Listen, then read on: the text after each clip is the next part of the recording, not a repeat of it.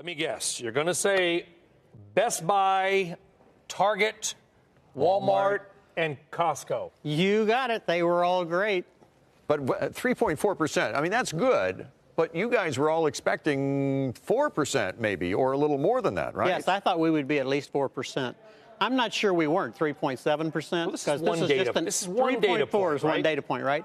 But it was still good. But it may not have been as good as we thought it was going to be. But where it was really, really good was online. Online, exactly. But where it was not good, like department stores. Department stores especially, in right? In particular. Yeah. But if we missed the number, we missed it in store. If we were really only up 1.2% in store, we thought we would be up. Well, think about it. If we were really up 1.2% in store, online growth was 16 times what it was in the stores. It's never been more than about 5 times. Right. So maybe this is a big inflection point that we haven't seen coming, even though we've all been expecting it. But if you question, you may not be able to answer. If you buy something online and then pick it up at the store, it's an online sale. It's an online sale. Right. So that could skew the numbers to yes. make online look even bigger. If you're going to get the TV at Best Buy you've already paid for, but you just have to go pick it up. Yeah, we can't tell the difference anymore. That's the problem, right? Walmart's growing 40% a year online. But the biggest growth part of that is picking up in the store or driving through and having them throw it in your car. Which Target has also perfected at this point. Target's biggest growth is also pick up at the store. That's become the model now, right? I mean, that's a preferred model, not only for the retailers, but the customers, because you're not paying for the shipping at that point, and it's a higher profit margin for the retailer as a result. It's the second best profit margin. The best profit margin is you go to the store, buy it, and take it home. The second best is you order it online, go to the store, and take it home. It saves all the stuff you just said. But they consider that an online sale. Still an online sale. It's not really, because they're just taking store inventory. You're really bugged out by that, aren't you? No, these numbers get so big, and you just start to say, well, if you're just taking store inventory, you're not taking it from a warehouse, you're taking it from the physical store. I told you in 2014 that by 2030, 50% of all sales will be online. And I said, you know why? Because we call this an online sale, no matter where you get it or how you get it. Yeah. And it's all going to be on your phone. Losers. Well, the losers are the mall. If you looked at the mall, of the 1,100 malls, about 278 of them had flat traffic and up sales. The rest of them had down traffic and down sales. So if you were a mall-based retailer, it was very, very hard to have a great season. One more question on this.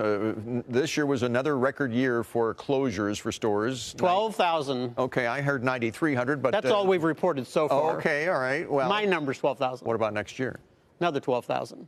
And I think we'll have 26 retail bankruptcies by the time we get to the end of January, because that's when our year ends. 26 bankruptcies alone in January? No, total for the year. We've had about 20 already. Oh, I think we'll get 6 more, and I think we'll have 12,000 stores closed, because that 9,300 is just the beginning. And who? Well, we're going to see another 200 Sears stores closed immediately, because they've already announced it. That's going to drive up the number. We're probably going to see other people announce closings post-year end, because we've got too many stores and they're too big. I want to show Bloomingdale's website. I'm not picking on Bloomingdale's, but we just happen to have a camera that we got there. No, I went and looked at it, because they're the biggest department store chain, or one of them, 75% off sales. This is the day after Christmas. Why wouldn't the American shopper, knowing this, not go to department stores and realize that, hey, you know what? If I can wait 2 days, if you could just not unwrap it under the tree, we can go get 5 times the amount of stuff for the same dollar. By the way, Joseph A. Mank, I'm hearing, is offering 85% off right now. They can top that. This has always been true. You could have always waited till the day after Christmas and got a better deal. Right. Now, however, we're actually planning the days after Christmas, so you've got more merchandise. So it's even better to wait. I literally have my daughter will say, don't give me as much stuff. Give me a gift card. I can get 3 times the amount of stuff the next week. We're strategizing now. But the deals before Christmas were 45% off. Now you're getting 60, 75, and 85% off.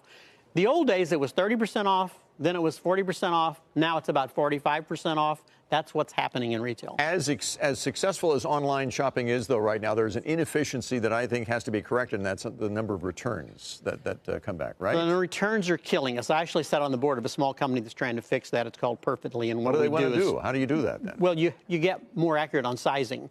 Why do you have so many returns in apparel? Because your wife orders 3 sweaters in 3 sizes, and 2 colors. And so now we've got 6 multiples but out how do you there. fix That's exactly that? right. How do you fix that? You can fix the sizing part a little easier. The other gets harder, but as the AR and as all the technology gets better, you'll get better on color and all that, and you'll be able to bring those down. However, as long as online's growing, if this is true, 16 times as fast as in-store, you're still going to see rising returns because you're not going to get them down to the same level as bought in-store. There was an article over the weekend, earlier this week, I can't remember who it was, and it was titled something like, "We gave you free online returns and you ruined it."